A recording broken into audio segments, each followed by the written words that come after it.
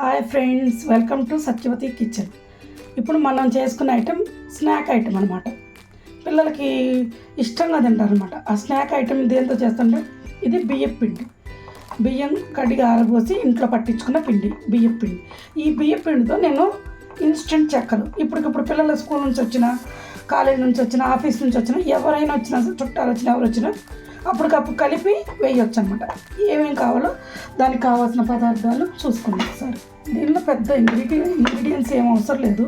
నానబెట్టిన పచ్చెనపప్పు, ఉల్లిపాయ, సాల్ట్, కరివేపాకు, జీలకర్ర, ఇష్టమైతే చిల్లీ కూడా వేసుకోవచ్చు. నేనేం చేస్తానంటే వీటన్నిటిని ఇందులో వేసేసుకొని కలిపేసుకున్నాను. పచ్చెనపప్పు ఎంత కావాలంటే అంత, నాకు ఇంత సరిపోతుంది, కొంచెమే కదా, అందుకని ఇంత.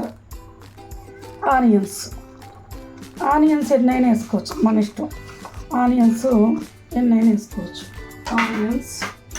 కరివేపాకు హెల్త్కి, కంటి అన్నిటికీ మంచిగా ఉపయోగపడుతుంది అన్నమాట. కరివేపాకు పిల్లలు విడిగా తినరు కాబట్టి మనం ఇందులో కొంచెం ఎక్కువ వేసుకున్నా మంచిదే. ఇప్పుడున్న రోజులను బట్టి ఆరోగ్యాలు చాలా తక్కువగా ఉన్నాయి. దాన్ని బట్టి మనం ఉన్న వాటినే యూజ్ చేసుకొని మనం ఆరోగ్యాన్ని పెంచుకోవాలి.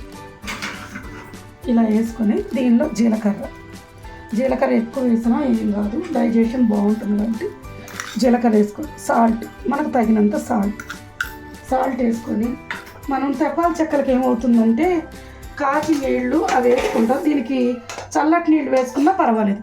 కొద్దిగా ఆయిల్ వేసుకొని, వాటర్ చపాతీ ముద్ద ఎలా చేస్తాం అలా కొద్దిగా పోసుకుంటూ చపాతీ ముద్దలా కలుపుకోవాలన్నమాట. తగినన్న వాటర్ వేసుకొని గట్టిగా చపాతీ ముద్దలాగా కలుపుకోవాలి. ఇది పక్కన పెట్టుకొని బాగా చపాతీ పిండి ఇది ఎంత పిసికితే అంత బాగుంటుంది. ఇలా పిండినంతా కలుపుకొని ఇలా ముద్దలా కలుపుకొని ఇలా రెడీ చేసుకోవాలి. ఈ పిండిని మనం పక్కన పెట్టుకుందాం. ఇప్పుడు దీన్ని వడల్లాగా కానీ మన చెక్కలు ఉంటాయి చూడండి, తెపాల చెక్కలు, ఆ మాదిరిగానే చేయాలి. కొంచెం మందంగా చేసి కాల్చుకున్నాం. ఇప్పుడు కళాయి పెట్టుకొని స్టవ్ అంటించుకొని ఆయిల్ మనం వేసే చెక్కని మునిగే వరకు, దీనికి ఎక్కువ ఆయిల్ అవసరం లేదు, మునిగే వరకు ఉంటే సరిపోతుంది. బాగా ఆయిల్ డీప్ ఫ్రై అవ్వాలి. బాగా కాలితేనే డీప్ ఫ్రై అవుతుంది. బాగా కాగనివ్వాలి ఆయిల్ని. ఈ చెక్కలు ఏంటంటే చూడటానికి బాగుంటాయి, తినడానికి కూడా బాగా అనిపిస్తాయి అన్నమాట. నాలుగు మంచి రుచి దొరుకుతుంది అన్నమాట. ఒక కవర్ తీసుకొని, కవర్కి కొంచెం ఆయిల్ అప్లై చేసుకొని, ఒక చెక్కల మాదిరిగా మనం వేసుకుంటాం చూడండి, తెప్పాల చెక్కలు అంటాం, బియ్యపు చెక్కలు అంటాం, ఆ మాదిరిగా చెక్కల్లాగా చేసుకోవాలన్నమాట.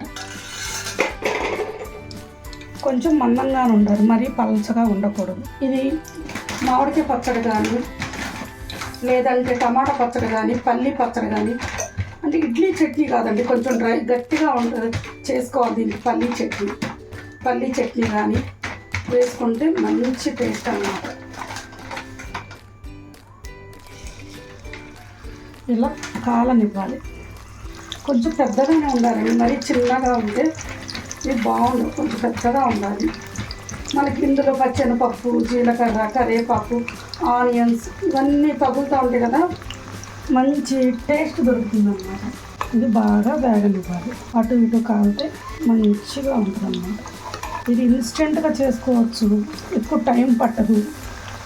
మనకి ఇంట్లో ఏమన్నా లేకపోయినా, పిల్లలు అప్పటికప్పుడు చేసి పెట్టమన్నా, ఇప్పుడు మనం బయటకు వెళ్ళి తెచ్చి పెట్టే టైం లేకపోయినా ఇది ఇన్స్టెంట్ చేసి ఇచ్చేయచ్చు అన్నమాట. ఇలా కాల్చుకోవాలి, బాగా అటు ఇటు టర్న్ చేసుకుంటూ కాగనివ్వాలి. ఇది ఇలా తీసుకొని ప్లేట్లో సర్వ్ చేసుకుంటే వేడి బియ్యపు చెక్కది. ఇది కనుక మామిడికాయ పచ్చలో నంచుకొని తింటే మంచి టేస్ట్ ఉంటుంది అన్నమాట. ఈ చెక్క నంచుకొని బాగుంటుంది.